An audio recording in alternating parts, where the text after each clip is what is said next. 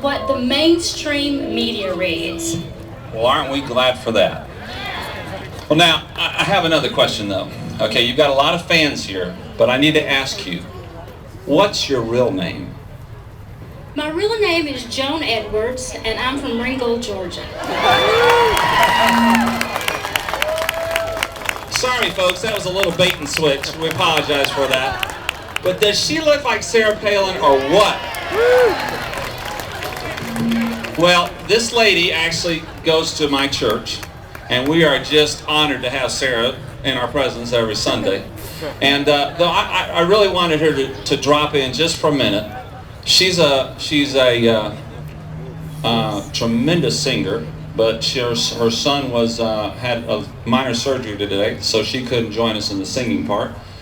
But she's a mother of 7, and I want her to take just a minute to tell you a little bit about, number one, what does this Sarah Palin look like? What has it done for her? And number 2, why is she here today? And does she have anything in common with us? Joan? Thank you. I did have an opportunity to meet Sarah Palin back in November. I was volunteering with the Zaxby Chambliss campaign, and they had a big runoff against Jim Martin. And I just decided after the election, I am going to get involved. I have a large family, and I just need to do something in my part of the world. So I called the campaign, and they hooked me up with the Whitfield and Catoosa County offices to do the phone banks. Well, during the Thanksgiving weekend, they needed to do something to ramp up the volunteerism, so they did a contest. Whichever volunteer made the most phone calls in each district was going to win 2 tickets to the Zaxby Chambliss's reception for Sarah Palin when she came to stump for him. So I worked, even on my 23rd anniversary, making phone calls because I was very motivated. And I ended up winning with making over 500 phone calls, and my husband and I got to go down to the W Hotel in Atlanta. And it was a small reception, so I actually got to shake hands with her and speak with her, heard a speech, and it was just a fabulous experience, and I never dreamed that would have happened by volunteering. So if you think that you're not important to any campaign of your choice, locally, state, or federal, you get involved. They need you to make phone calls, they need you to knock on the doors, they need you to hand out flyers. Get involved, because it all starts right here.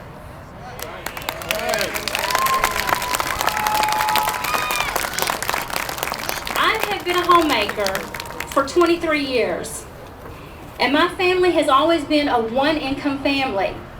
My husband's a school teacher and a coach.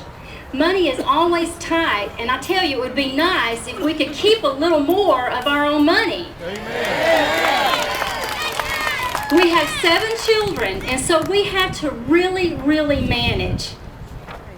We never depended on government for anything that we needed, even when it was offered to us. And it has been offered to us before, and we just had to say, somebody has to say no. We can do this on our own.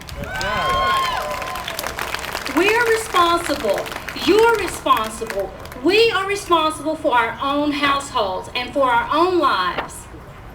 The recent passage of the stimulus and omnibus bills, to me, was the epitome of irresponsibility. Not only do they saddle our future generations with enormous debt, but they have an agenda that's taking our country in a very wrong direction. I want my children and their children to grow up in the America that I grew up in. I want them to experience good economic times. I want them to have individual freedoms that our Constitution gives to them to become whatever they want to become. I want them to work hard and achieve the goals that they set for themselves without being punished for their success.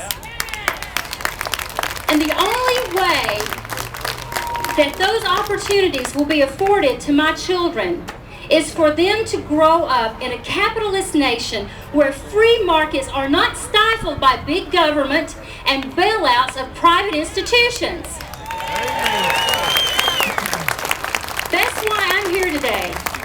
is to send a message to all of Washington. We will not let big government take America as our founding fathers constructed her, away from our children and grandchildren. Thank you.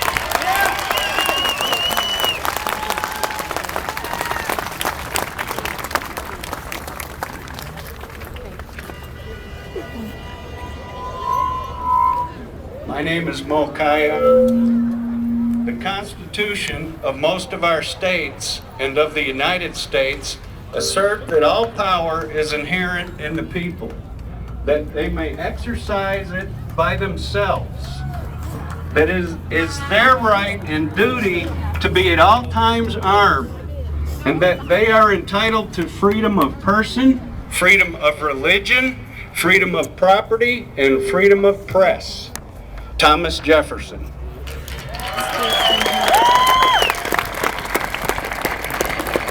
Thank you. Hasn't Mark West and the volunteers did a great job putting this together today? Let's put a hand on him. He fooled us all with Sarah